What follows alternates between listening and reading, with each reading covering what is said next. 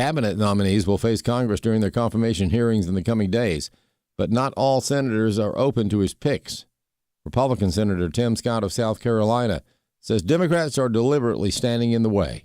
They're going to do everything they possibly can to delay making America great again by making sure every nominee that President Trump has chosen is actually fulfilling the responsibilities of the job. An immigration enforcement organization says senators clearly went for common sense in voting to advance an important bill aimed at protecting the American public from illegal alien criminals. Chad Groening has more. By an overwhelming 84-9 vote, the Lake and Riley Act overcame a Senate filibuster and will advance to a final vote. The measure, which easily passed the House last week, is named after a nursing student who was killed by an illegal alien while jogging on the University of Georgia's campus. The measure would require federal immigration authorities to arrest illegal aliens that have committed theft, burglary, or shoplifting until they are deported. States would also be given standing to take civil action against members of the federal government that do not enforce immigration laws. Ira Melman is media director for the Federation for American Immigration Reform. He feels confident about final approval. Only 9 Democrats voted against moving the bill forward, which seems to indicate that when it comes up for final passage, it should pass rather easily. Even Chuck Schumer voted in favor of cloture. So it's certainly a hopeful sign, and it seems to be a recognition on the part of the Democrats that the American public is not going to tolerate having illegal aliens come into the country, commit crimes, and be allowed to remain here. And Melman says some senators, like Democrat Jon Ossoff, are up for re-election in 2026. Senator Ossoff in Georgia, he's the home state senator for Lake and Riley. A crime occurred in Georgia, and so people are certainly concerned about it in that state. But all politicians make decisions based on which way the political wind is blowing, but they also make decisions based on common sense sometimes. I'm Chad Groening. On Wall Street, the S&P 500 fell 0.8% in early trading today, the index coming off its fourth losing week in the last 5. The Dow Jones Industrial Average added 52 points, and the Nasdaq Composite fell 1.5%.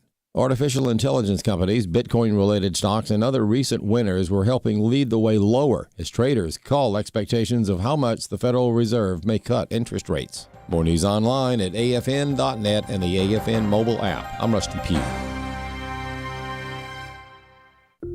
What we believe about the Bible is based on what we believe about its source.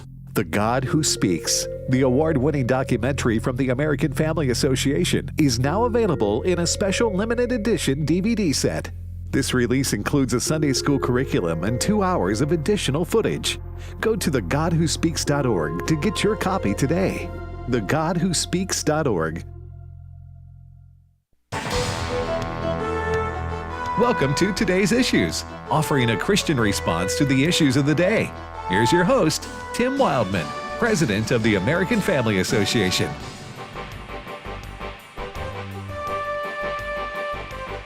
Hey, good morning, everybody, and welcome to the radio program Today's Issues here on American Family Radio. Today's Monday, January the 13th, 2025. We hope you had a good weekend. And joining me in studio is Ed Vitagliano. Good morning, Ed. Good morning, Tim. And Fred Jackson. Good morning, Fred. Good morning, Tim. Gentlemen, a lot to talk about today that's happened even since last Friday. The offices in our studios were closed on Friday. We had a Mississippi version of a quote winter blizzard end quote. No, it was 3 inches of snow or something? Yeah, it did fall pretty fast Friday and close our offices. It did, and I think there was probably 3 inches in my yard. Yeah, but it melted. It's gone. Yes. It melted quick. Now, it was very cold in yes. Mississippi, so you had to kind of wait for the sun to come out on Saturday for it to start to melt, but yeah, I don't think people in Iowa right now are buying it, but no. We're doing our best here. Now, it was a winter storm that hit the south, and it did drop a lot of snow and ice on people on Thursday and Friday. You can't have rednecks driving on the roads. In the 3 inches of snow. You don't want to see that. No. You talk about canceling insurance. Yes. We'd have a lot of insurances canceled because that happened. So anyway, listen, we hope everybody had a nice weekend, but that's the reason the offices and studios were closed on Friday. We didn't have our Trivia Friday show. But, all right, today we got a lot of stuff happening in our country.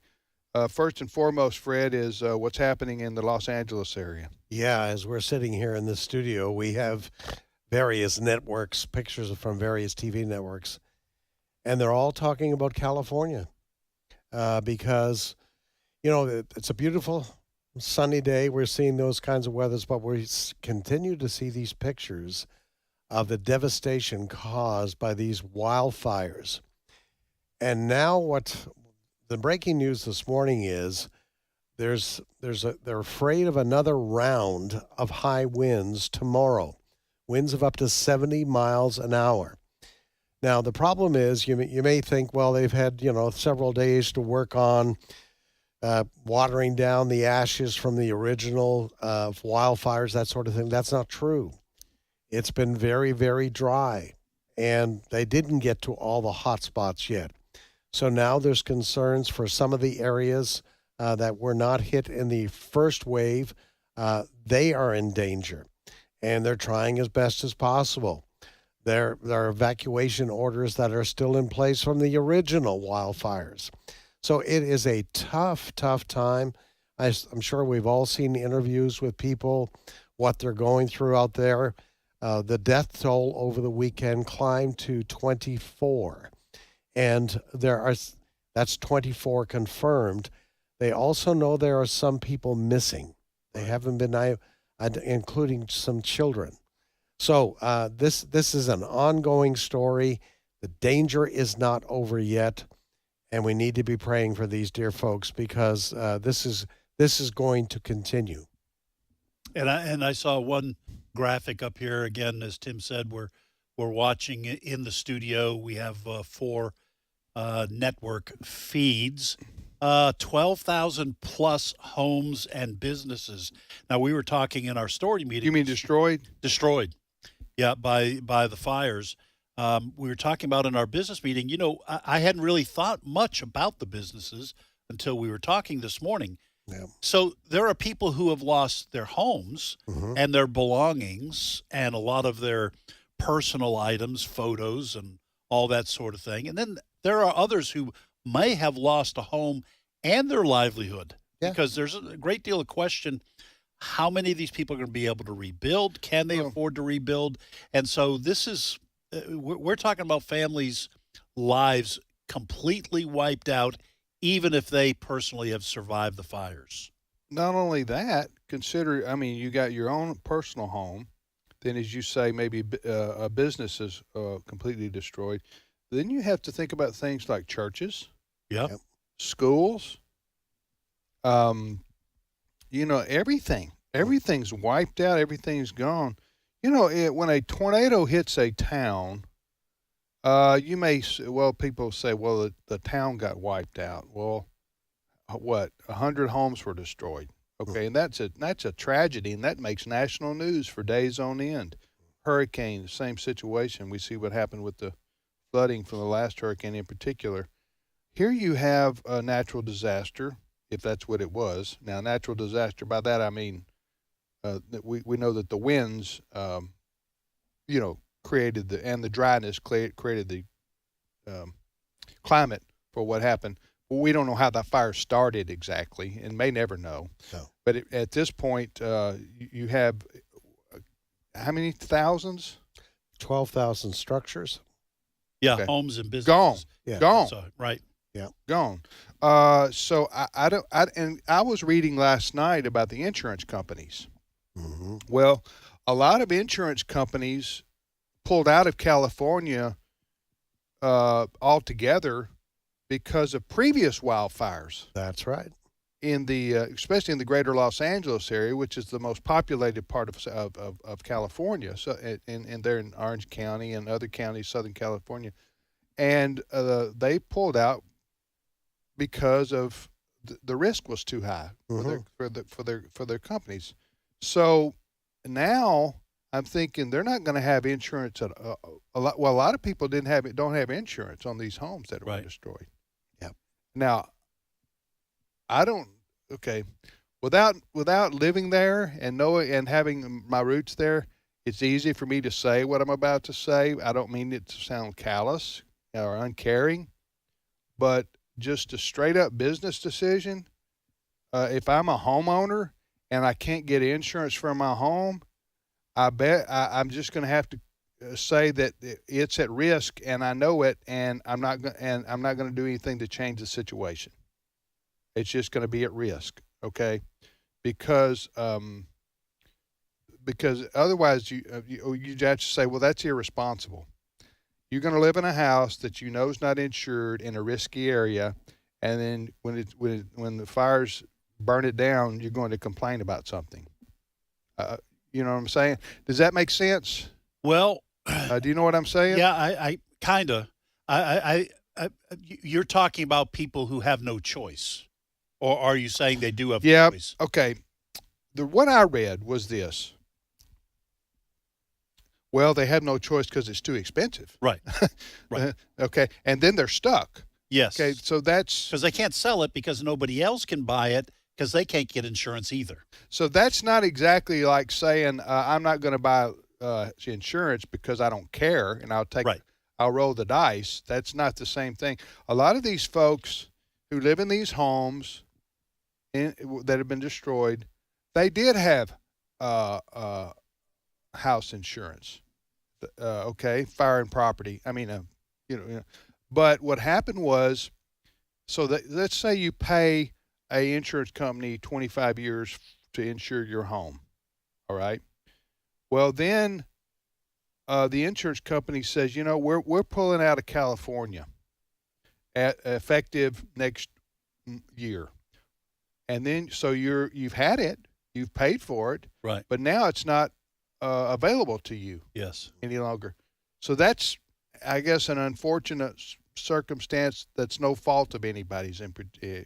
So is that clear? Yeah, okay. that clears it up. So because that's what a lot of people are facing. Even if you own a home, a lot of these homes are in expensive areas too. So even if you own it, I guess Fred, let's see what you have to say about this too. Even if you own it, in other words, you've paid it off, right?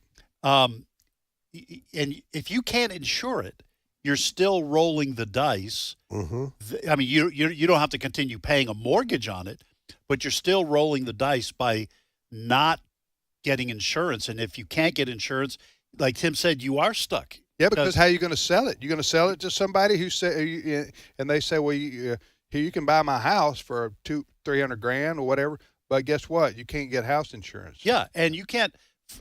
My understanding is all banks and mortgage companies, you cannot purchase a home and make payments if you don't have insurance. If you don't have insurance. You can pay cash. Yeah. Mm-hmm. So a lot of these folks did have insurance, but then they didn't because it wasn't available to them. Now, if it got quote too expensive, that's another consideration. I don't know. Here's the problem: is that a lot of these folks have lived here for decades. Yeah. This is their home. This is this is where they Mm-hmm. raised their families. Mm-hmm. I was listening to James Woods, the actor. He was talking about he had lived there like 40 years or something like that, or something like that. And Billy Crystal, the actor, he had lived in his home there for like same thing. Raised his daughters there. The actor I'm talking about. Speaking of which, I think this would be appropriate time. Mm-hmm. Okay, I'll tell you what we're going to do right there. We're going to play a lengthy interview with the actor Dennis Quaid. I'll set this up, okay, because this is like 4 minutes, and we never play a 4-minute clip here. But this was, but I saw it I saw it not live. I saw it on, I think, YouTube or something like that, or one of the news services, and I thought this is a very interesting interview, and I think our listeners might like to hear it. Dennis Quaid, of course, everybody knows who he is. His latest film, Reagan, Mm-hmm. I saw a couple of months ago, was outstanding. It was the life of Ronald Reagan. Anyway, so the situation is this. He's leaving his home last night or the night before, and he's putting things in his car. And this reporter shows up and wants to do an interview with him. Now, Personally, I thought this is an inappropriate time to ask for an interview when a man's trying to flee his home, okay? Now, it wasn't fleeing it as in you can see his house is on fire. It wasn't that imminent. But it was still, I think he was heeding the evacuation warnings put out by officials there in Southern California. So what you're about to hear is a reporter, I don't even know which station. He was with a local Los Angeles NBC station. And he's personally, Dennis Quaid was a nice person to even do this interview, because most people would have told him, I'm not doing an interview because I'm busy, okay, with this situation. Yeah, and what's wrong with you? Yes, reporter. Yes. What's wrong with you, Mr. Reporter? Of course, reporters are sent out to do interviews, so they're going to ask, they're going to try to get it, and sometimes they seem rude and pushy in trying to do so. But so that's the situation, and we'll play this and let folks listen to this interview. Again, I don't know if it took place last night or the night before when the exact interview took place, but here it is. You got the Quaid smile still working on you. Yeah, well, what are you going to do?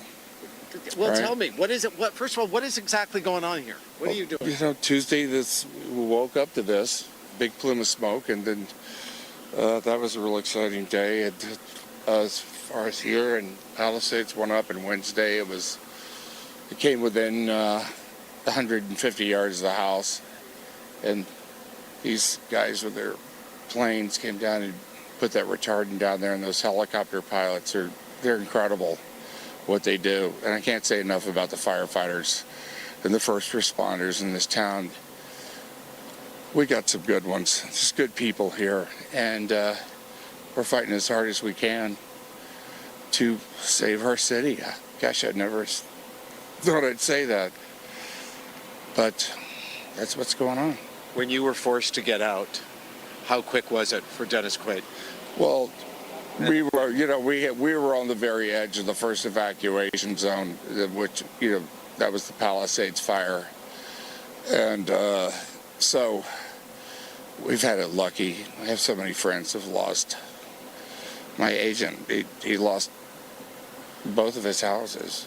And another good friend over the Palisades, he just moved into a house and he was renting the other one, and he lost both of them. I mean, what do you do? I mean, just to rebuild, you start to think about how long it takes to put a house together, and then you can't really hold it in your mind. I think that's a thing that kind of keeps us sane a little bit. It's kind of a blessing. Then I have to think about all of that stuff. So you took off, right? Yeah. Explain to me what's going on, right? Well, I came back. I was at the house. I got my wife and kids to the hotel and stuff, and I came back just in case, had shut off the gas and all those little things you don't think of, and just thought maybe I can be there and put a hose on a roof if the embers start coming over, at least something like that, or help out the neighbors. And so I was there till dark on Wednesday, and I thought we were through it, but, because they stopped it right then and there, and the winds died down. But hopefully tomorrow they'll have this thing laid down enough that because if it takes out Mandeville, it could take out Brentwood. It just come roaring down here. To get your head around that, when you're hearing this in January, a fire that's already taken out the Palisades. Who would have thought? Who would have thought? We've all had a really big lesson.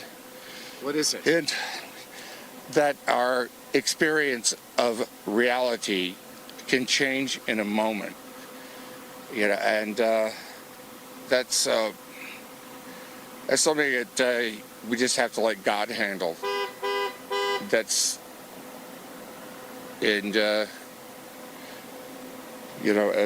think there's a spiritual awakening on the other side of this, because it's going to make us all a little wiser and more compassionate You know, you brought up something about, you know, we've talked a lot of the people in the entertainment business live in this area, agents and directors and actors such as yourself. There will be a moment, Dennis, where Hollywood is going to need to respond, to rebuild this area and to come together. This is going to be, you know, a clarion call for you and for your community, for Hollywood to step up. Well, and are you confident that will for happen? Hollywood and all the businesses, the dry cleaners, the grocery stores, you know, the gardeners that work in this area, all the construction workers, you know, your convenience store, your gas station. It's all of us. We're all Hollywood, if you want to say that.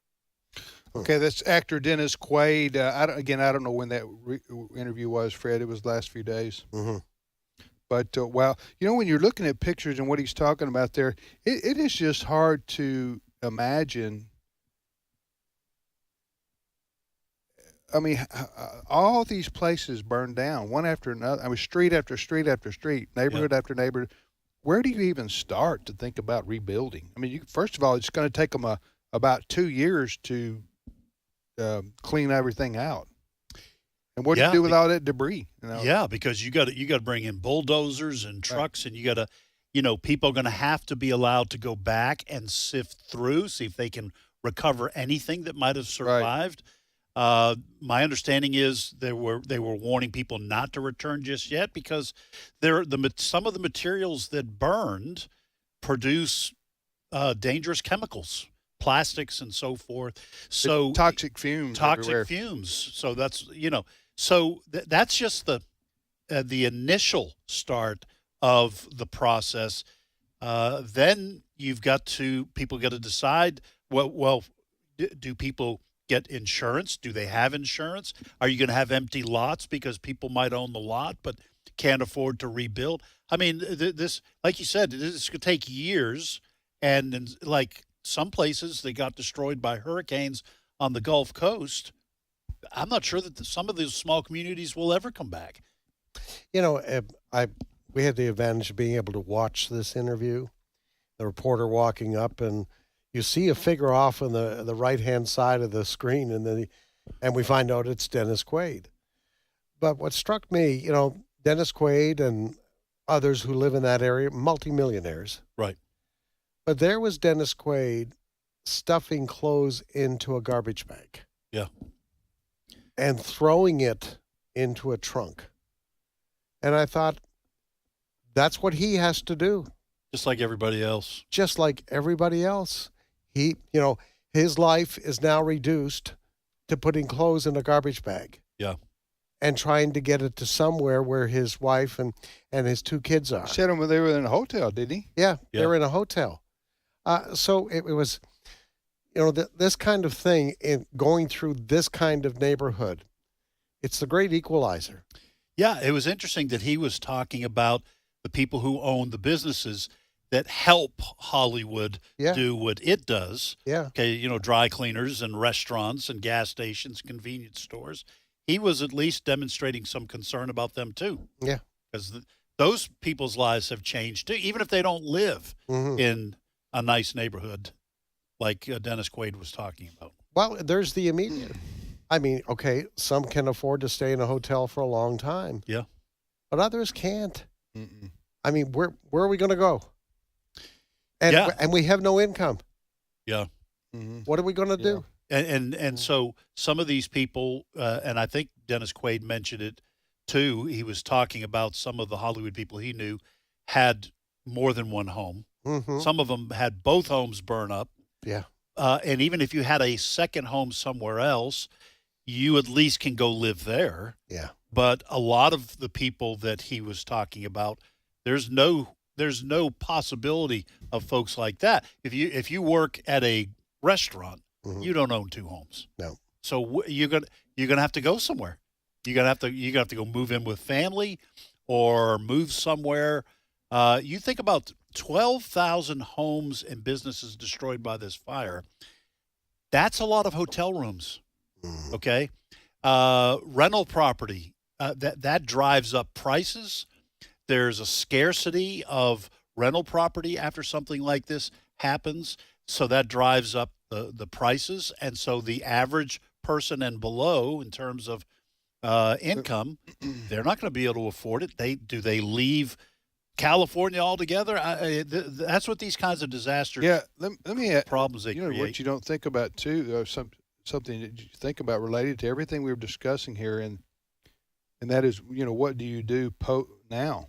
And that is, I'm thinking there are probably a lot of people who are going to say, I'm not, I don't have 5 years to dedicate to try to figure out how to rebuild. Yeah. And even if I do, would the insurance companies even, because I can't afford for another house to burn down again. Right. What's to say this is not going to happen again in 5 years because of the weather conditions? Again, I think they had said 6 months without rain. Did y'all read that too? Yeah. 6 months without rain. When they say it never rains in Southern California, there's some truth to that. Right. And so the rain is very dry, and then the winds come in, the Santa Ana winds. Those Santa Ana winds have been around since God created Earth. Right. Okay, they're not going to stop. So, and they've had to deal with wildfires in the past, and they've been able to, while it's done a lot of damage, they've been able to put them out because they had. A lot of it's been forest fires. Right. This is mowing down whole communities. Right. So I'm thinking to myself, a lot of people are going to say, you know what? We're just moving on. We're going to have to go somewhere else and start over. That's what they did after Katrina in 2005, right. Hurricane Katrina in New Orleans. Yes. That's one of the reasons why we got Abraham Hamilton. Right. Because he had to move to Houston. Right. And was working there. Right. I think that's where he met his wife, Maria. It's, I don't ever remember anything like this in my lifetime. Do you guys remember anything like this with this many people affected? No, not by and complete and utter devastation. Right. And it's not done yet. No. Possibly. No, the winds are picking back up as 75-mile-an-hour winds expected, I guess, today. I don't know next how long 24 hours, yeah. That'll last, but there are still some fires that have not been. And it can create new fires. We all know you blow on embers. Right. You can get flames again. And you got 75-mile-an-hour winds, those embers jump. Yeah. A long way. And so we'll be back momentarily with more of today's issues on the American Family Radio Network.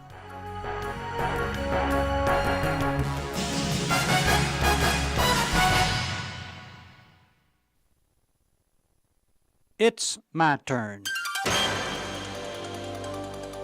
Here is your host for My Turn, Don Wildman. Perhaps you have heard it, perhaps not. But even if you have heard it, it's worth repeating. The legend of the three trees. It goes like this. Once there were 3 trees in the forest near Jerusalem. They were baby trees, and they were discussing what they wanted to be when they grew up. One tree said that his desire when he grew up was to be made into a baby's cradle. The second tree expressed its desire. When I grow up, I want to be made into a mighty sailing vessel and explore the high seas. And then the third tree added that it wanted to be just what it was. I want to remain a tree and stay on the top of this hill and point people to God and His beauty and love. Well, the years came and went, and before long the trees were all grown up. The tree which wanted to be a cradle for a baby was cut down and made into a feeding trough. The second tree was cut down and made into a small fishing boat, which was used on the Sea of Galilee. And the third tree was cut down and made into a cross for use in a crucifixion.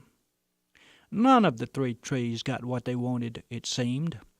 The trees learned a lesson which many grown-up humans often learn, and that is that the dreams we dream as children often don't come true in adulthood.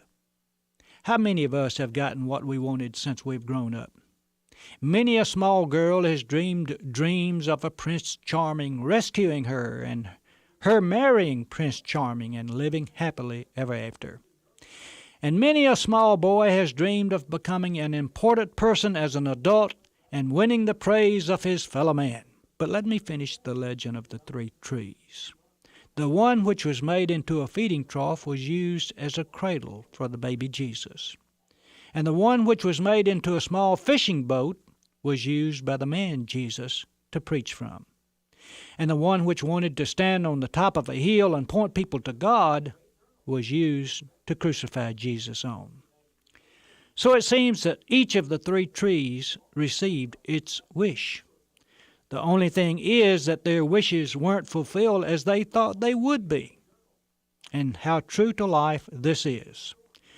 The little girl who never had her Prince Charming rescue her did fall in love with a fine young man who loved her devotedly throughout life.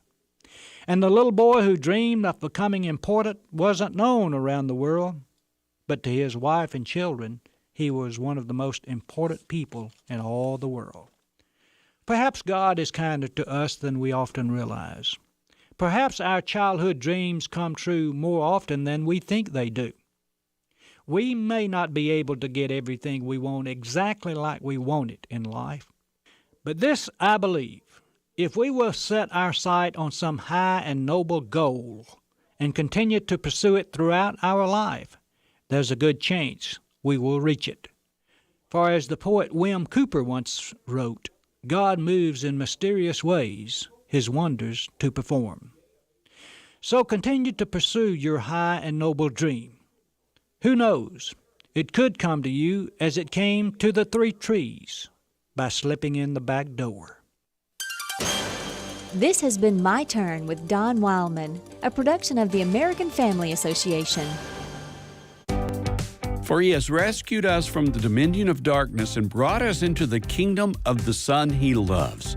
Colossians 1:13. American Family Radio. This is Today's Issues. Email your comments to comments@afr.net. Past broadcasts of Today's Issues are available for listening and viewing in the archive at afr.net. Now, back to more of Today's Issues.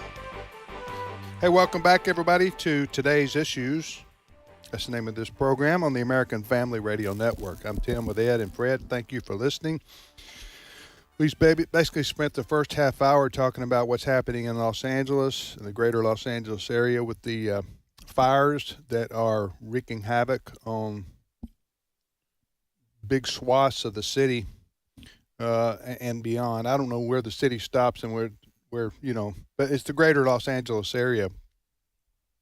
But we were talking about the fact that, after this is all over, whenever it ends, and it might start again today with these winds picking up. I'm talking about out of control fires.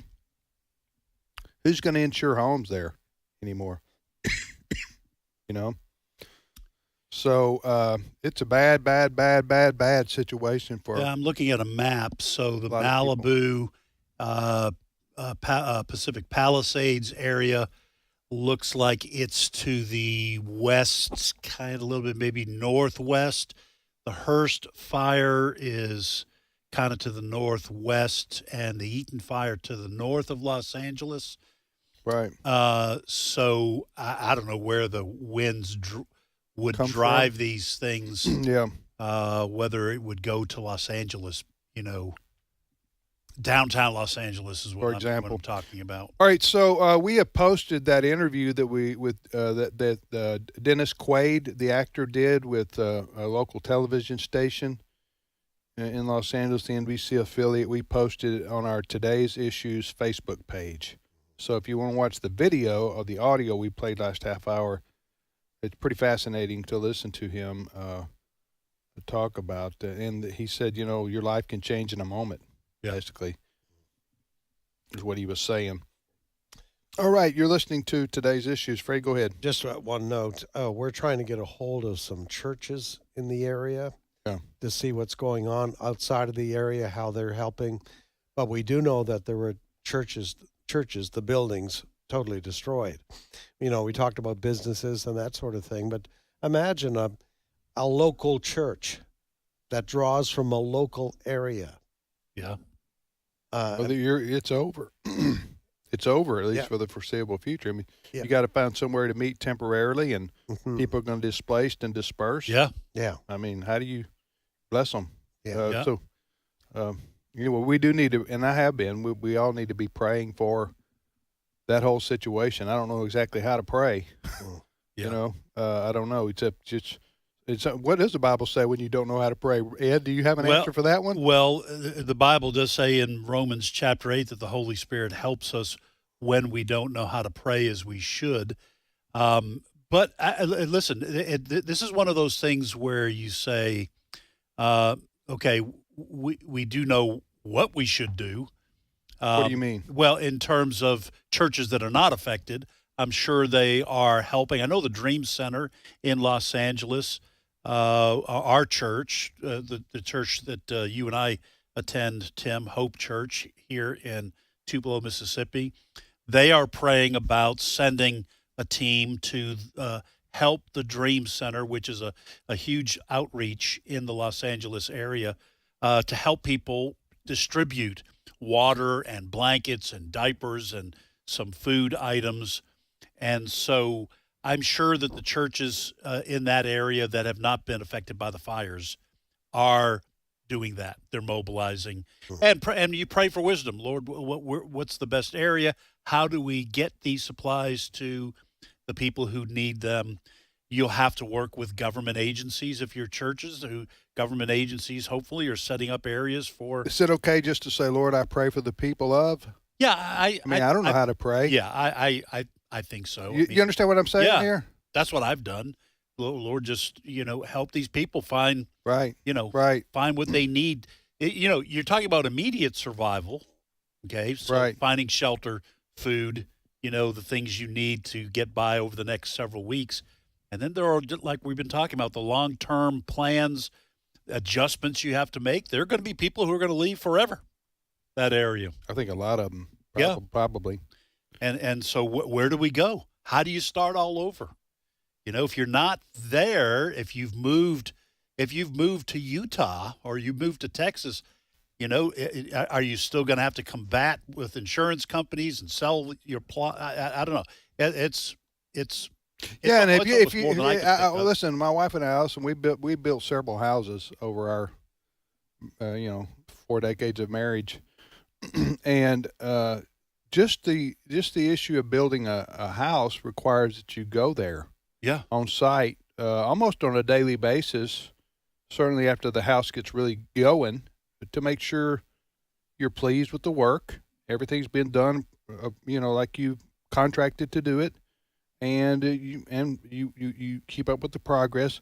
So how is somebody supposed to do that? I'm not talking about the people who are super wealthy, okay? I'm talking about the average person. How's the average person supposed to rebuild a home, especially if it wasn't insured? They don't have most people, if they do have the money, that's all they have. Maybe their life savings to put. You know what I'm saying? Yeah. And then you're supposed to.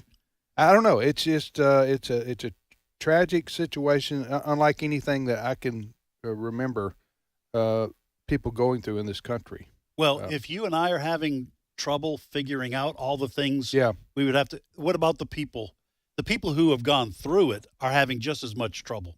You talk about the red tape that exists on just rebuilding a house in a place like Los Angeles. It's probably got regulations out the wazoo.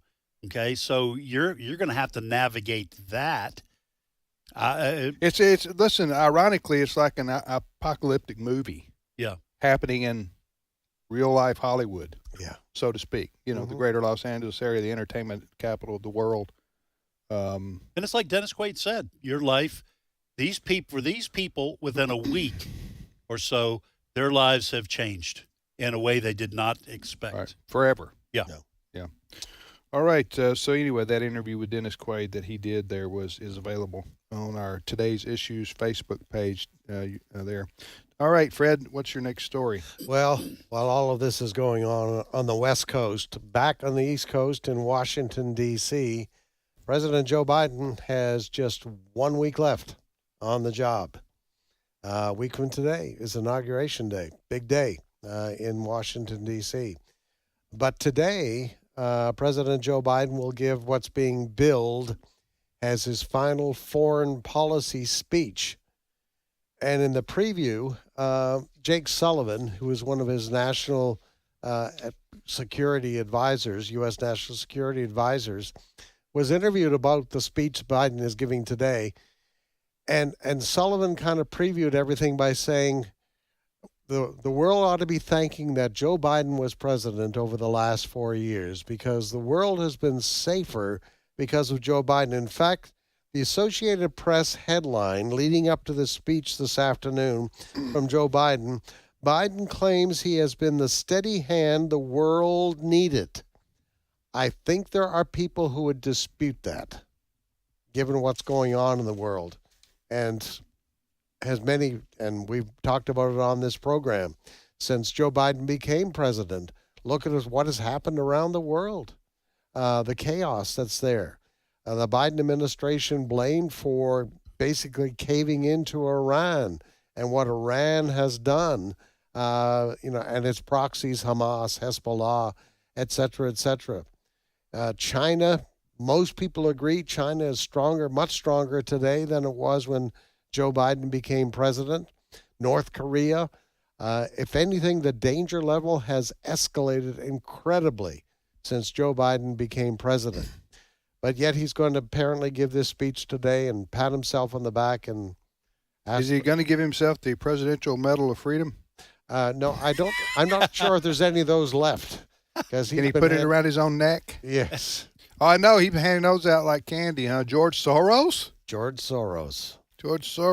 and also Hillary Clinton. They're the most high profile. George Soros is like a Bond villain.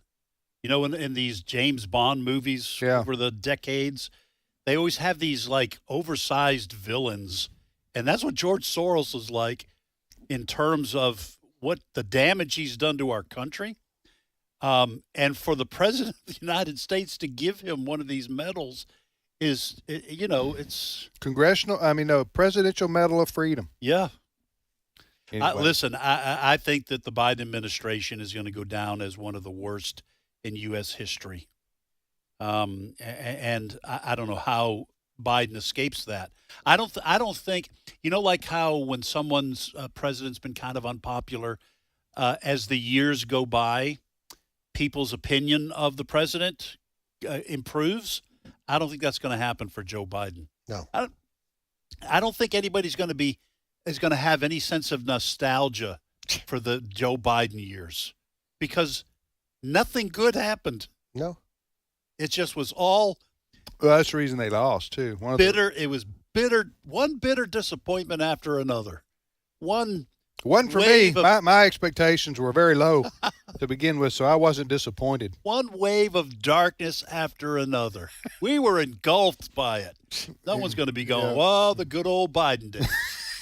We long for back. it. We long for it. We long for it. So what do we got? One more week of till Biden is out? That's it. I was just looking at the clock. Basically, it's almost 11 o'clock Central Time. Around 11 o'clock Central Time next Monday is the big day. Yes, President Trump will be inaugurated. Yes. So let me ask you this. You have so you got 7 more days of Biden and Kamala Harris. Mm-hmm. Biden, and I'll insert bless his heart right here. He was it over the weekend where he made the comment about he could have beaten Trump and Kamala Harris could have beaten Trump? Do we have that? Mm-mm. Okay. He said, speaking to reporters, does Steve not have that? I thought Steve maybe had that for the next time. Anyway, he said that he could have beaten Kamala Harris. He could have beaten Trump, and Kamala Harris could have beaten Trump, as if the election never even happened. Yes. Did you hear that? Yes, that was bizarre. That was a bizarre. I understand. Even for him. I understand Joe Biden saying, because he was I don't remember what the subject was, but he was talking about the fact that he stepped down and he did it for party unity. And I can understand him thinking, I could have beaten Trump because he didn't really get the chance, even though I think he was behind in the polls when he did step down, because it was in the that's wake. A who knows. That's a who knows. But for him to say that Kamala could have, when in fact she had her shot and lost, right, was a bizarre moment. Yeah, it's like, excuse me, Did you not know they already had that election that you're talking about? She could have won. Yeah, that's over, and she didn't win. Why didn't she? I don't think Biden would have beaten Trump had he run, but that's one of those things you'll never know, right? For sure, because we'll never have that election. But anyway, it was kind of bizarre. But we say that every week about something Biden does now, and have been saying that for a few months. So he'll be out. I just think behind the scenes, the Democratic Party quietly will celebrate when Joe Biden and Kamala Harris lead the stage. They need a fresh start, so to speak. do. I don't know where they go from here. They're kind of like the California fires. You know, the Democrat Party is in shambles. Yeah. I don't know where you go. Oh, you got the okay. Let's play that. This is President Joe Biden commenting on what was in his head. Do you regret your decision to run for re-election? Do you think that made it easier for your predecessor to now become your successor? I don't think so. I think I would have beaten Trump, could have beaten Trump, and I think that Kamala could have beaten Trump. What was he talking about there? Now, the only way into his head. Okay, well, the only way that would have possibly even made sense if he had said Kamala could have beaten Trump had she done A, B, and C. Yeah, differently. But he doesn't want to criticize her publicly. He doesn't. Yeah, whatever. That's just anyway. That's he'll be out. Thumbs up to Brent Creeley, our producer, for finding that. All right, listen. On a positive note, I want to talk about this for a moment here because, what we do here at American Family Association, American Family Radio, is we take action, and we lead people to take action to make a difference on key issues that we care about. Why? Because we think God cares about them. Yes. Our mission is whatever. Somebody asked me one time, "What's your mission statement?" I said, "Well, whatever God's for, we're for, and whatever God's against, we're against." I like that. Yeah. Just right. simply put, that's our mission statement here at AFA and AFR.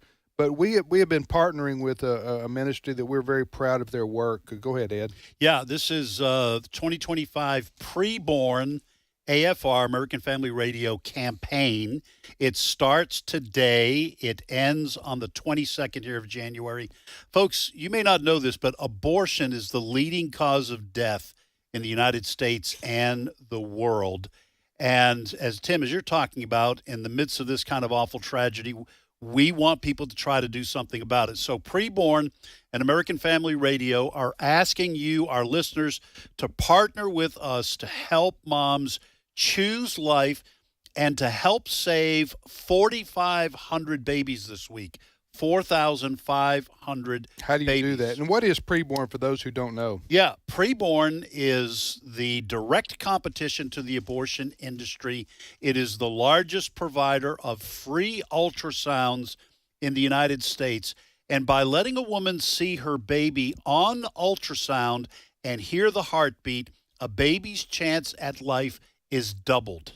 That's right. It is doubled. Over the past 18 years, Preborn partner clinics have counseled over 500,000 women who were considering abortion, and more than 300,000 babies' lives have been saved, and more than 80,000 women have also surrendered their lives to Christ. So here's what we're asking you to do. We're asking you to give.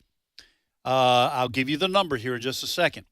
A gift of $28 provides one woman seeking an abortion a free ultrasound and giving the mom the opportunity to choose life for her baby. So $140 provides 5 free ultrasound sessions reaching 5 women with the message of life. Maybe you could sponsor 5 ultrasounds. Our goal is to help save 4,500 babies. So please consider a gift of any size. It all makes a difference. Listen, if you can only give $10, that's fine. Along with 2 other gifts of $10, that's 1 ultrasound. Here's the number to call this week. Again, this is our Preborn AFR campaign for 2025. The number to call is 877-616-2020. 2396. That's 877-616-2396. Or you can donate online. If you go to afr.net, you will see the preborn campaign right there on our website. 877-616-2396. This is the preborn AFR campaign. It starts today.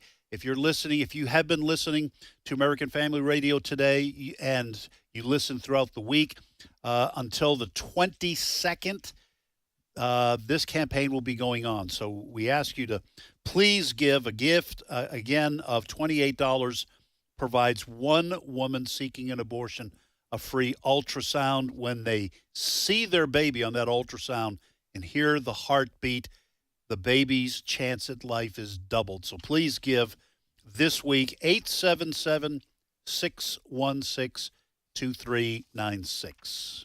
You're listening to Today's Issues on the American Family Radio Network. Next story, Fred. Well, we're talking about the Joe Biden years, and in the early part of Trip his down memory lane administration. For those of us who still have memories. That's right. Those of us sitting at this table right now. That was tacky. That was tacky. Sorry, Fred. I got correct, Ed. Those of us sitting at this table right now will remember when, in the midst of COVID, if you expressed an opinion that was opposite that of the Biden administration when it came to, vaccines and ivermectin. Say it again, Sam. Remember, and we used to talk with Brent, our producer. Yeah. Oh, we've been banned today, because we said this, all that sort of thing. Well, Mark Zuckerberg, who's the CEO of Facebook, called Meta now. Now called Meta. The Meta Corporation, META, owns Facebook and Instagram, right? That is correct. Okay. That is correct. Everybody knows who Mark Zuckerberg is. Yes. By the way, he never ages. I got to give him that. Yeah. Right. Huh? The guy looks like he's still in college. Am I right? Well, he was 10 years old when he founded it. So I don't know how long ago he founded Facebook. 25 years ago, but he doesn't look doesn't look any different. Anyway, go ahead. Well, Mark Zuckerberg, in an interview over the weekend with podcaster Joe Rogan, has revealed to the nation that what we expected was true, that the Biden administration, the White House, was on the horn calling Facebook, other social media agencies, basically saying you must take any opposing opinion down. It is misinformation. We will not tolerate this. So I want to play it about a minute and 10 seconds or so of this interview between Joe Rogan and Mark Zuckerberg. Cut number 6. These people from the Biden administration would call up our team and scream at them and curse. And it's like these documents it's all kind of out there. And they're like, and basically it just got to this point where we were like, no, we're not gonna take down things that are true. That's ridiculous. They wanted us to take down this meme of Leonardo DiCaprio looking at a TV talking about how 10 years from now or something, you're going to see an ad that says, okay, if you took a COVID vaccine, you're eligible for, for this kind of payment, this sort of class action lawsuit type meme. And they're like, no, you have to take that down. And we just said, no, we're not going to take down humor and satire. We're not going to take down things that are true. And then at some point, I guess, I don't know, it flipped a bit. I mean, Biden, when he gave some statement at some point, I don't know if it was a press conference or to some journalists, where he basically was like, these guys are killing people. And I don't know, then all these different agencies and branches of government basically just started investigating and coming after our company. It was brutal. By the way, Facebook was founded in 2004, and then 2012 is when it went public. But the bottom line in Zuckerberg and his confession there is what we all expected, is that the Biden administration was out to control completely the narrative and to punish anybody who disagreed with them. This is third world country thinking. And now Zuckerberg is confirming what we all kind of new. And that ought to be scaring people, quite frankly, because that's the thinking of the major political party in this country, is to stop anybody with an opposing point of view on a public policy matter. And by the way, it's kind of been now proven that ivermectin did help some people. Right. And there were people who didn't take the shot and did just fine.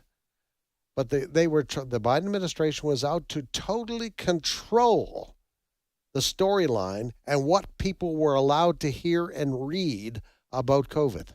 Let me ask you this, guys. This is interesting to hear this from Mark Zuckerberg. Yes, it is. And now somebody was saying to me, well, it's a little late, right? To talk about this.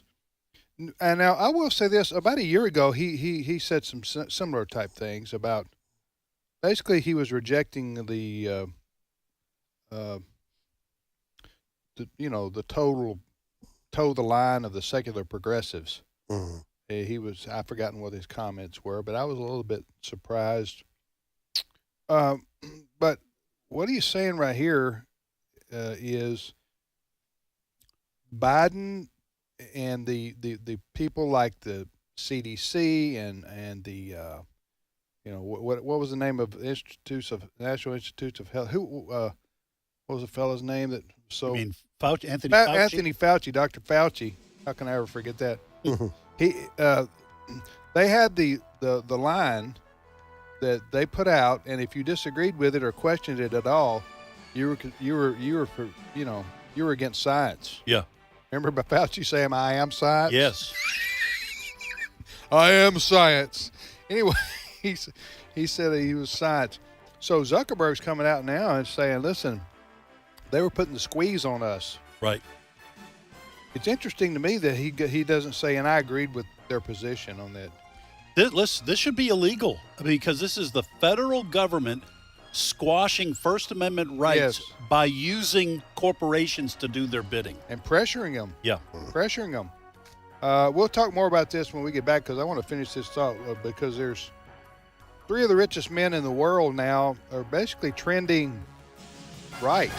We'll be back. The views and opinions expressed in this broadcast may not necessarily reflect those of the American Family Association or American Family Radio. Faith, family, freedom. American Family Radio. The climax of the book of Exodus, the Creator God came to dwell with his people. You can't approach the holiness of God however you want. Jesus understood this when he says, "I am the way and the truth and the life. No one comes to the Father except through me." Friends of Israel, bringing biblical truth about Israel and the Messiah. Saturdays, 2 p.m. Central on AFR. This is American Family Radio, a listener-supported ministry of the American Family Association.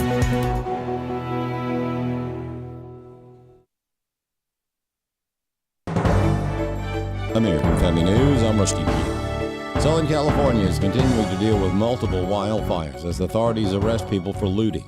Griff Jenkins reporting from Malibu. There were 4 more arrests yesterday, bringing the total number of looters to 39 in the Malibu and Pacific Palisades area. The PDS warning, it's the highest the agency can issue, intended to invoke the highest level of urgency for residents to evacuate if indeed these brush fires that firefighters are trying to tamp down with these high winds of 70 miles an hour for the next possible 48 hours. The Palisades fire came across the hills and burned everything in its path till it met the Pacific Ocean. Meanwhile, people in the northeastern U.S. are bracing for a winter storm that could bring 1 to 2 feet of snow. Nearly 1 million people in northern New York State are under winter warnings in the 4th major lake effect snow event this season. Forecasters say multiple rounds of lake effect snow are expected to hit the region between Erie, Pennsylvania to near Buffalo, New York. Snow squalls are forecast for both states and could dump up to 2 feet in some areas, which could affect travel. That area has already seen some of the most snow in the country.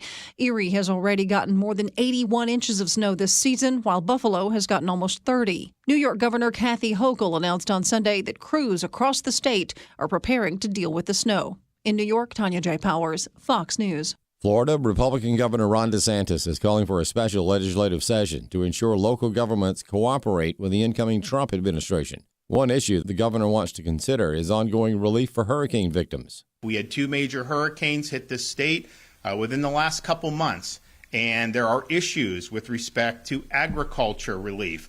There are issues with respect to homeowners, things like My Safe Florida Home.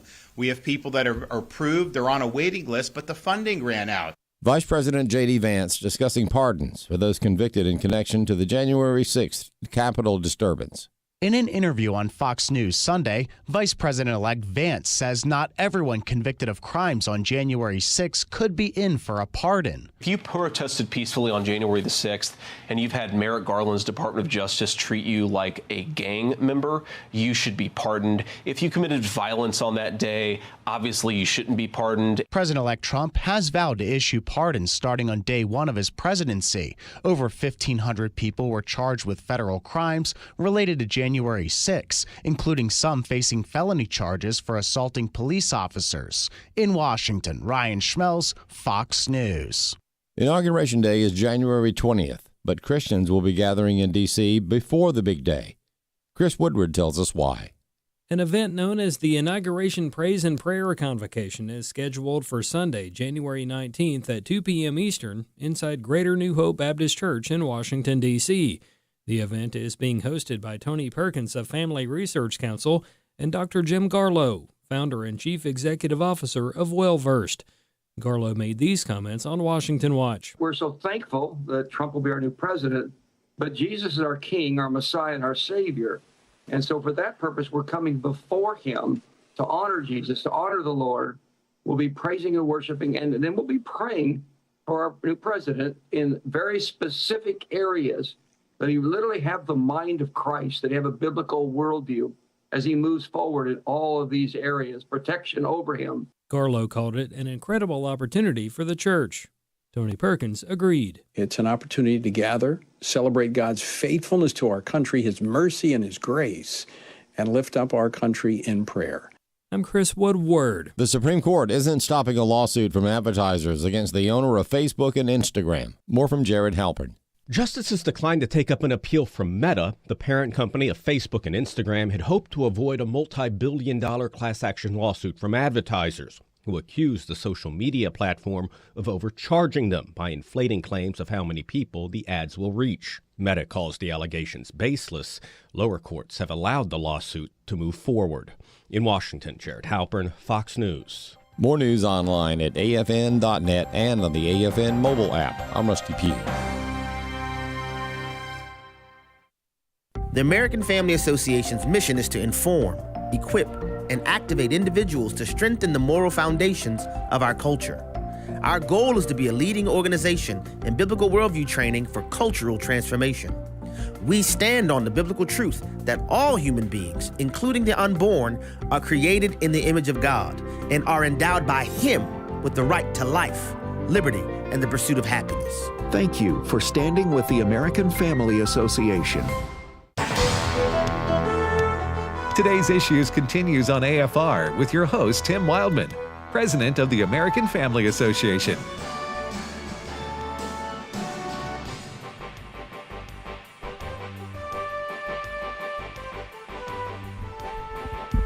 Hey, welcome back, everybody, to Today's Issues. That's the name of this program on the American Family Radio Network. I'm Tim with Ed, and Steve Paisley Jordahl joins us now. Good morning, Brother Steve. Good morning, everybody. How are you, sir? I'm well. I'm very well, thank you. Hey, listen, how long did you live in Southern California? I went to school in Southern California. Lived Where? Biola University, so that would be Whittier, La Mirada, Orange County, a little closer to Orange County. So half an hour from the fires? Well, as the crow flies, maybe 10, 20 minutes, but on the freeways, it could take a whole day. Well, that's true.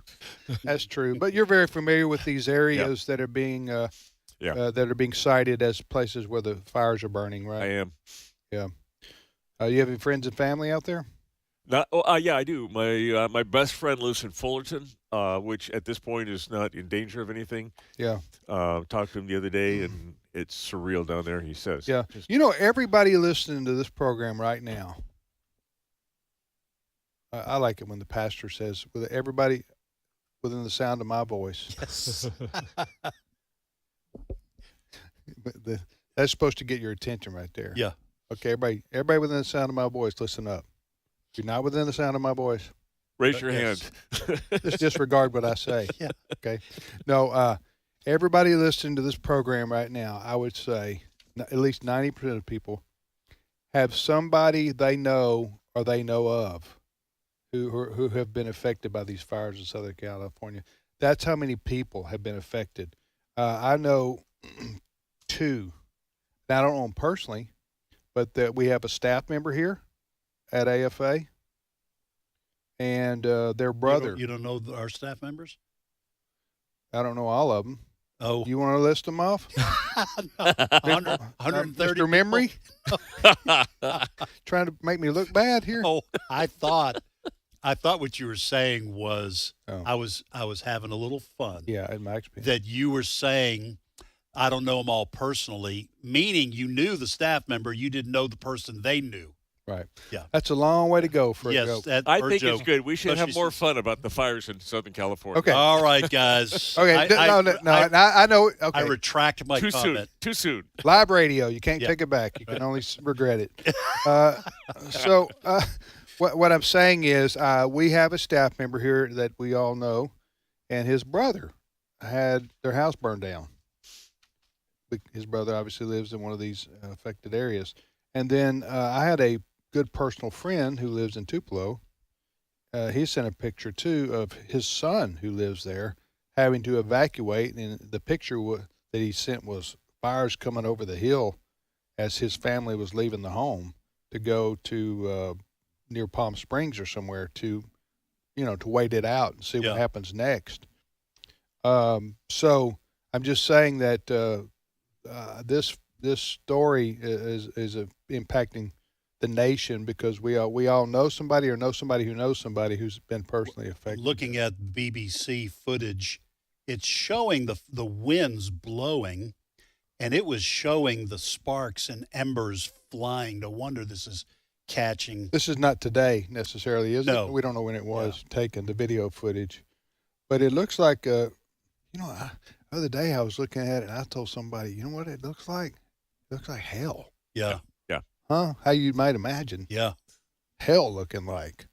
But anyway. When I was in Colorado Springs, we had 2 consecutive years. We had devastating fires that took lives in neighborhoods. One was the Mountain Shadows fire. And I remember I was standing in the balcony at Focus on the Family, which has a panoramic view of the Front Range. You can see. Of what? Of Colorado Springs. Okay, gotcha. So the mountains. Oh, yeah. There's the Air Force Academy, and you see all the way down to and you saw the fire racing down the hill. And it was going pretty, and you saw it heading toward the neighborhood. And did they put it out? No. It took out the whole neighborhood. I remember about 2 days later, I went in with Samaritan's Purse. Samaritan's Purse had some people on site for disaster relief. The fires were out, but there was nothing but charred remains. And what Samaritan's Purse was doing is they were going in and sifting through the remnants with the permission of the owners of that house to see if they could find any mementos for the owners. Right. Like rings or a picture that may have miraculously survived, whatever. And then they present that back to the homeowner with a Bible. It was just, but it was just destrating. Hey, what's the difference between? I think I know the answer to this, but I'll ask you guys anyway. Wildfires seem to always happen out west. And that's just something they have to contend with, I guess, because of the terrain and you don't hear of wildfire spreading in the eastern, central or eastern part of the country. There's a couple of things that need to happen for the kind of wildfires that we're talking about here. You have to have a heavily forested area. So that happens. You've been out to the west and seen the forests out there, unlike anything you see out here. I mean, there's a lot of trees here in Mississippi, but there's so much water. Right. That it just. We get we get nearly 60 inches of rain a year in the southeastern part of the United States, which you it doesn't. That probably prevents wildfire. And you will have burn bans sometimes down in the southeast, right? If it's been a little bit dry for a while during the summer, but they'll go nothing like months. what they have. They'll go months without rain. Well, 6 months now. It's in Southern California without a rain. Yeah, and then on top of that, the mismanagement of the grounds, not clearing out the brush and doing what you need to mitigate that. Yeah. Yeah. Anyway. Hey, before we go to the next topic, I did want to revisit for just a minute. We were listening to Mark Zuckerberg, the creator of Facebook, the owner of Facebook. His company's called Meta. Now they own Facebook and Instagram. Anyway, one of the world's wealthiest men. I don't know. He ranks probably in the top 5, doesn't he? He's worth $211 billion. Yeah. Elon Musk remains the richest, net worth of $421 million. Jeff Bezos comes next. Larry Ellison. Oh, Jeff Bezos is number 2? Yes, he's worth $233 billion. Then Larry Ellison, who I think owns Oracle, and then Mark Zuckerberg is 4th. And how much is Musk? 400? Musk is $421 billion. I was hearing with somewhere that with a B. I was With a hearing B, somewhere that within the next year or two he might be the world's first trillionaire. Wow. So you're telling me that Mark Zuckerberg and Jeff Bezos can't buy a house on Elon Musk's street? No. Huh? Well, they're going to have to live in a different across the tracks. Yeah, I don't know if Elon lives on a street all by himself. Yes, he does. But he could. Well, you have to. And Elon Musk spent a lot of money buying Twitter. That I don't know if he's made that back or not. Yeah. Oh, yes. Oh, he's made the money back? Everything he touches, I don't have the numbers in front of me, but everything he touches turns to gold. It's kind of like me. Sometimes you just have that gift. Yeah. The only Midas difference touch. is he's investing billions of dollars. You put $5 down on a All right. coin collection. Or So something. here's my point. Bringing up these fellas who, by the way, all make their house notes on time. Am I right? Yeah, I'm pretty sure. Yeah. And that is that, of course, Elon Musk has been out front in opposing socialism, communism, Marxism, what he sees as a threat to the West, in particular a threat to our way of life here in the United States. I mean, he's been pretty. That's the reason he decided to promote and support President Trump's campaign. Am I right? Oh yeah. If you were to ask him, that's the reason why he saw the threat of the secular progressives and Trump being the only one that could stop it. That could probably deter it, stop it in the way of. Right. Yeah, I don't know. So that Elon Musk, that's basically what he would say. I had to speak out to do something to stop the Marxists that were represented by Harris and these folks. So so that was Elon Musk's position. He stayed evidently fairly close to President Trump and his team. I mean, he went on the road, campaign with him. Yes, he did. Remember him dancing on stage up there? Yes, he did. He did.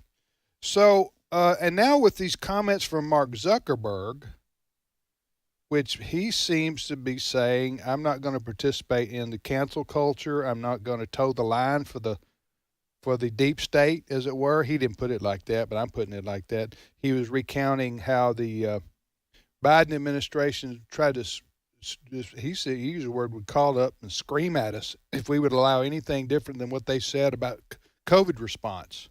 Right. And Mark Zuckerberg said, we're not going to toe the line for any government. You know, that's just not where we now. Whether you believe him or not, I don't know, but that's what he told Mark. He sounded pretty convincing. Yeah. You played the clip, right, from the Rogan thing? We did play the clip, yeah. And then one other person, and then, Steve, you can talk about this. Of those three of the wealthiest men in the world, Jeff Bezos. By the way, Elon Musk is a South African who came to the U.S. He's a U.S. citizen now. Yep. Mark Zuckerberg, of course, is an American, and Jeff Bezos is an American. But Jeff Bezos, Amazon guy, the creator of Amazon, he he's made some comments that were sensible along the lines of pro-business, pro-free enterprise. He didn't allow the newspaper he owns to endorse anyone. The Washington for president. Post. A very liberal newspaper. Absolutely. And he told them, the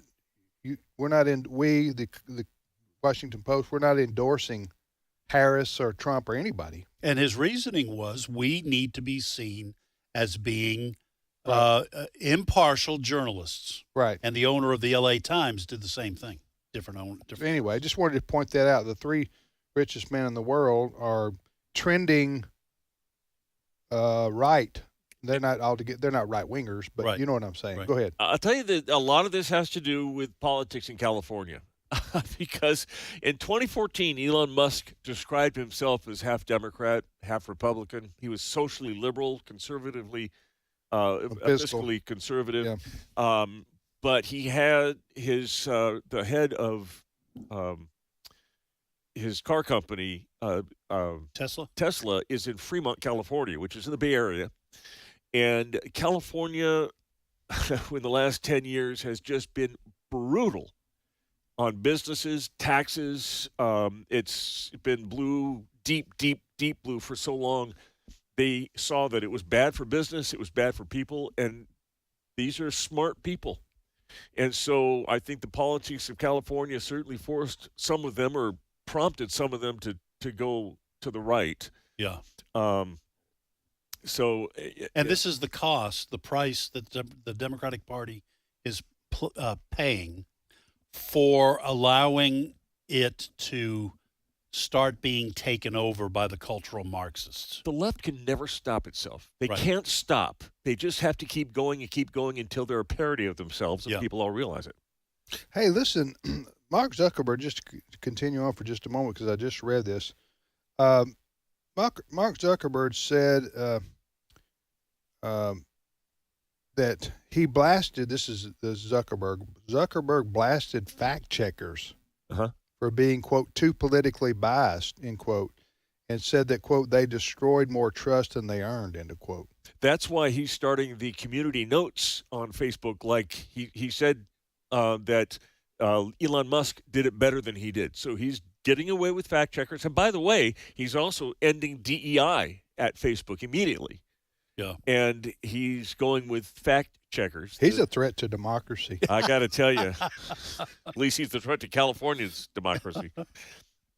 I think he's wise to do away with the fact checkers, because remember when we were told to pay attention to those people, and they were almost all liberal.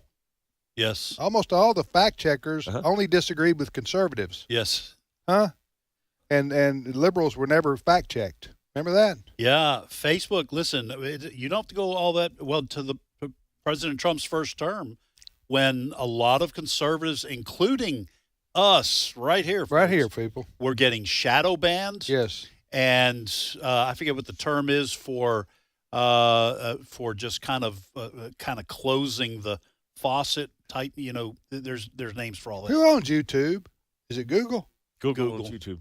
See, they were the ones, YouTube, who took us down 3 or 4 times.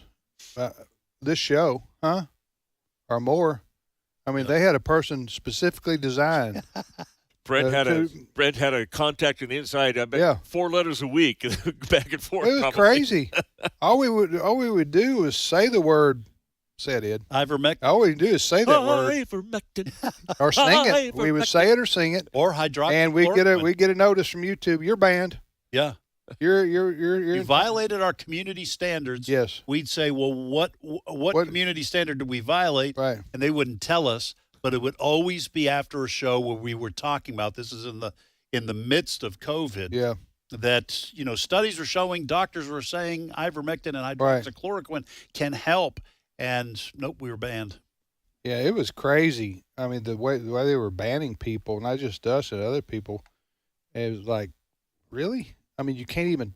This is America, and you can't even talk about anything that doesn't that not approved by Dr. Fauci.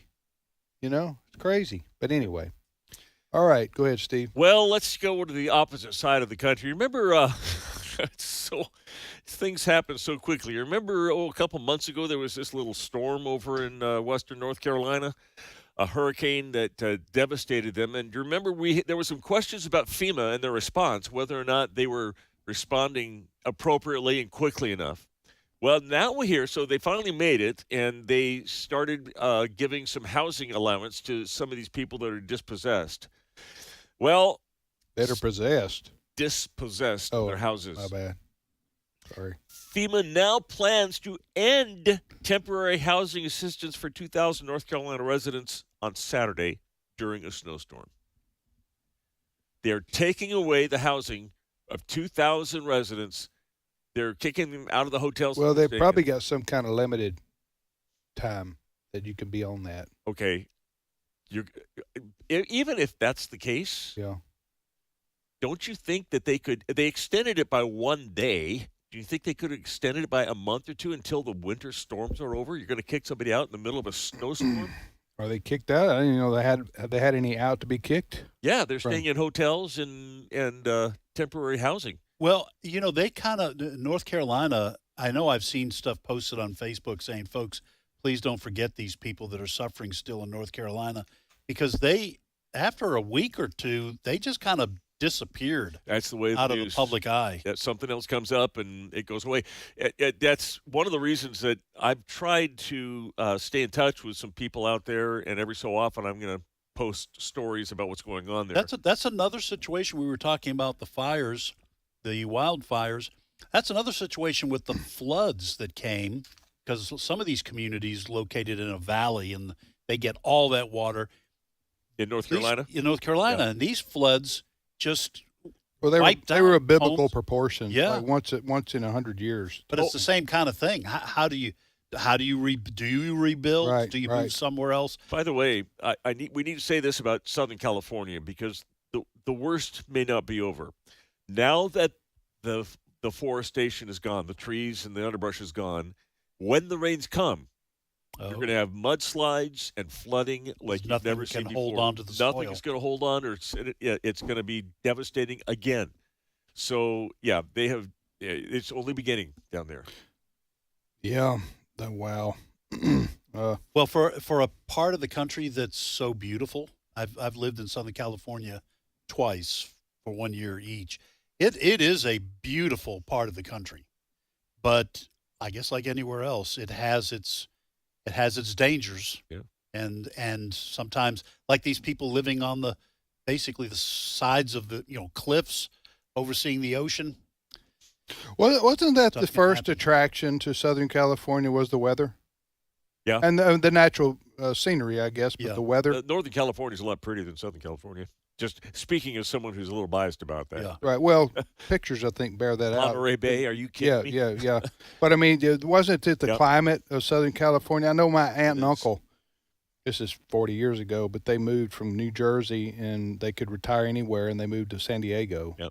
And I said, why are you moving to San Diego? I said, well, the weather. Yeah. So the weather year-round is pretty nice. Yeah. Like 70, average probably 75. Yeah. So same way in Los Angeles, right? The weather's nice. 11 months out of the year? Stand the smog and the light. The ambient light, what I didn't like about Los Angeles when I was living down there, you could go out at 2 o'clock in the morning with your car and forget to turn your headlights on, and you never know the difference because the ambient light, it never gets dark in L.A. Because why? Because the ambient light, because of all the street, street lights. You have millions of people, and you have millions of acres of buildings and lights and street lights. Yeah. You can see, you can see a city off in the distance, the glow. You're in the middle of that in L.A. And well, it's the second largest, second most populated area of our country behind New York City is Los Angeles. So, yeah. All right. Next story, Steve. All right. Well, you remember Michael Cohen?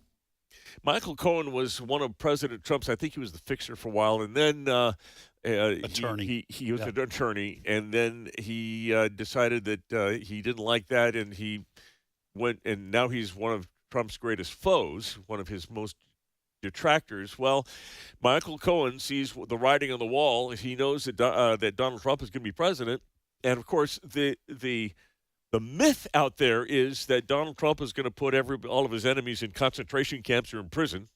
It's nonsense. Not all of them. No. He's not going to put any of them there. Oh. That's the myth, that they think that Michael Cohen thinks he's going to get there. So he's asking Joe Biden, please give me the same deal you gave to your son Hunter. I'm somebody's son. He says, I would expect the same exact pardon that he gave his son. Remember the one that excuses him for any crimes, future or present or future? Is he serious? Yeah. Is this kind of in like a That demand? sounds like a joke. That's what he's saying. He's When saying, he says I'm somebody's son, that sounds like a joke. well, he's It trying is to do kinda whatever he funny. can. He wants a pardon because I think he sees the handwriting on the wall. Not that he's going to be put in prison, but that He's already out of jail, though. he is, but he thinks he's going to be put back in there. Why? Because that's because Donald Looney Trump doesn't Tunes. like him. I mean, He can't. Trump. no, even I'm not Trump- saying this is going to happen. I'm saying Yeah. this is what they're saying. This is the kind of Oh, the that's silly. silliness of the left. Absolutely. Yeah. President Trump's not going to. He doesn't have the power to put people in prison by himself. No, they got to be convicted of a I crime. know. I know. Absolutely. It's just hyperbole. How you like me using that word? Yeah, I like it. Hyperbole. It's It is it's indeed. left wing hyperbole. Now with Trump too, you got to tell us with things that he says. Sometimes you got to go. Is that a joke or is that real? Is He- that he live or is that trolls. Memorex? He trolls a lot. Yeah, he It does. says something. He means it as a joke, but he says it with a straight face. Yeah. So we'll see. Well, let's end here. According to the Babylon Bee, Jill Biden is preparing for her final week as president. Jill Biden. Jill You mean Dr. Biden? Dr. Joe Biden, the renowned surgeon. the renowned rocket surgeon. Right. Yeah, so yes, I said that on purpose, folks. It was a joke. Okay. All right. Well, It's not rocket surgery. they'll be leaving the White House in a week. Week from today. Week from today, about right now, Our will be long nightmare, national nightmare, is over. coming to an end. Presidential inauguration of Donald John Trump to be the 47th 47. President of the United States will take place a week from today at about this very hour. J.D. Vance won't be there for the inauguration, though. He said he's going to the national championship game between Ohio State You're and joking Notre too, Dame. right? He did say it. He did but say he was kidding. He was because he's a big Buckeye fan. I would Yeah. hope he's He's getting- from Ohio, yeah. Didn't he get sworn in too? Yeah, Oh, yeah, yeah, he's yeah. just He's just kidding around. But Ohio State does play Notre Dame for the national championship a week from today too. Yep. So, all right, have a great day, everybody. We'll see you next time.